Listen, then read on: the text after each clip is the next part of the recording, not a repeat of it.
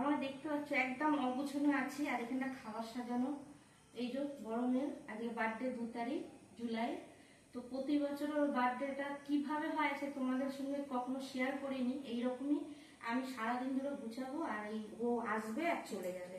তো খুব কম টাইমে বানিয়েছি। ও বলেছিল বেশি কিছু খাবো না। এখানটা চিকেন কষা করেছি আর এই স্টার্টারে এই যে চিকেন সাটে বানিয়েছি আর পরোটা বানিয়েছিলাম। তো অল্প একটু খেয়ে যাচ্ছে। আর এখানটা আছে ম্যাঙ্গো পায়েস আর এখানটা আছে মিষ্টি আছে আর জল। তো চলো বেশি কথা বলবো না, ওর বর এসে গেছে নিতে।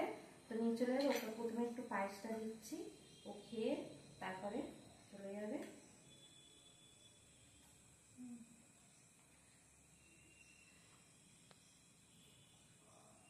আর একটু খাবার পায়েস এই যে না, এই যে তোমাদের দাদাভাই একটু খাওয়াচ্ছে আর সৌমিলি স্যার পড়াচ্ছে। একদম টাইম নেই, যার জন্য আমি হুটো পাটা করে কোনো রকমে দেখো না এইভাবে চলে যাবো।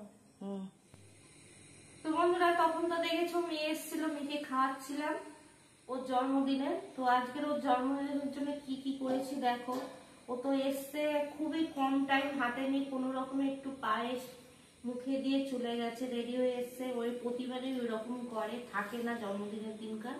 তো ওই জন্য কিছুই বলতে পারলাম না, কিছুই দেখাতে পারলাম না। যেটুখানি ও একটু পায়েস মুখে দিয়েছি ওর বাবা আর আমি, ওই দুইজনে দেখতে পাওনি আমাদের সেরকম একটা কিছু করেছি। তো চলো কি কি করেছিলাম। ও বলেছিল যে সেরকম কিছু করতে হবে না, কেন যাবো আর চলে আসবো। তাও আমার মন আর মানে, আমরা তো শুনি না। বলেছিল শুধু পায়েস খেয়ে চলে যাবো। তাও বললাম না, কিছু তো একটু করি, খালি মুখে চলে যাবে।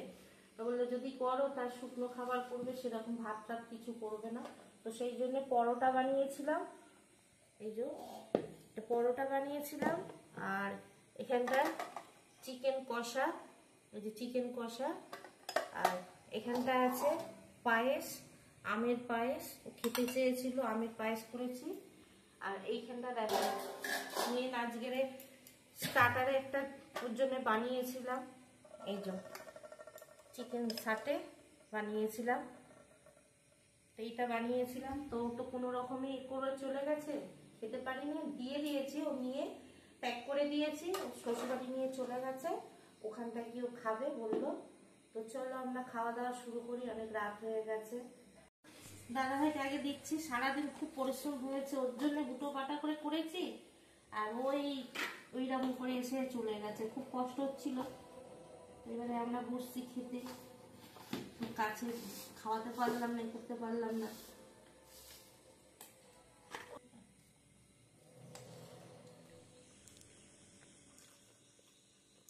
অনেকদিন পরে মাংস আর পরোটা খাচ্ছি। মানে মাংস তো খাই, পরোটা দিয়ে মাংস খাচ্ছি, নাহলে ভাত টাত দিয়ে খাওয়া হয়। শাকটা খেয়ে বলো না কেমন হয়েছে।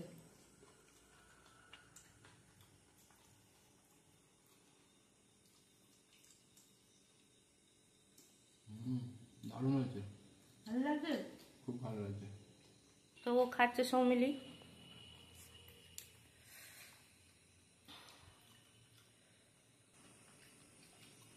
ভালো হয়েছে বেশ। তো চলো আমিও নিয়ে নিয়েছি একটা করে পাতের সাথে, তো খাওয়া দাওয়া করে নিই। তো বন্ধুরা বড় মেয়ের জন্মদিনের আয়োজন এইটুখানি করেছিলাম। ওকে মিষ্টি মিষ্টি সব দিয়ে দিয়েছি, পায়েস, মাংস, পরোটা, সাথে সমস্ত কিছু প্যাক করে দিয়েছে। বাদ বাকি আমরা এখন রাতে ডিনারে খাচ্ছি। তো আজকের ব্লগটা তোমাদের কেমন লাগলো অবশ্যই কমেন্টে জানিও। যদি ভালো লাগে একটা লাইক করে দিও। তো এখানটায় ব্লগটা শেষ করছি আজকের মতন। Good night, tata.